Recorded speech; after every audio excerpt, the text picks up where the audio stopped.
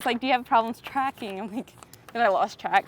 After a car accident caused a major concussion in 2017, high school senior Abby Capps continues to deal with symptoms of her brain injury every day. A concussion or traumatic brain injury includes any action that causes shaking or movement of the brain inside the skull, causing damage to different parts of a person's sensory and motor processing system. After a brain injury, patients may report a range of symptoms. When I was in class taking notes, I would be looking down, and then I'd look up, and I'd look down and look up, and I would get really dizzy, and it just hurt, and I would feel like I was going to pass out. Doing the level of the pace and how fast it was, my brain just couldn't keep up.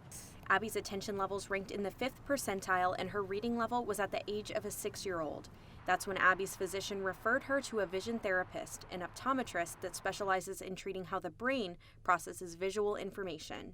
Visual symptoms following a concussion can cause discomfort in a patient's everyday life, and vision therapists use tools like these to bring a patient's vision back to normal. Dr. Katie Davis is the vision therapy specialist who diagnosed Abby with specific vision symptoms.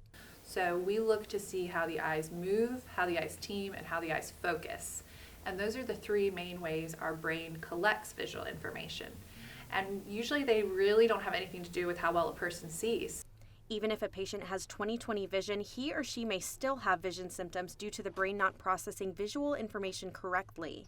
Dr. Davis uses tools like electronic timing mechanisms, different buzzers, and activities to correct symptoms like blurred or double vision, and to help patients return to daily activities like taking notes in school or reading. We don't really think of vision as something that we learn to do, but vision is actually a learned skill. So a lot of times people don't realize they're doing their vision wrong. When she gets to her left side, her eyes are no longer able to keep pointing at the ball.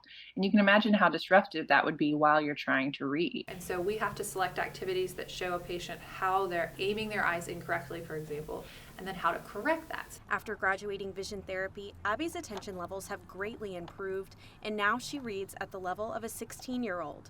Even with progress, Abby's life is forever changed, but vision therapy has helped put her life back in focus.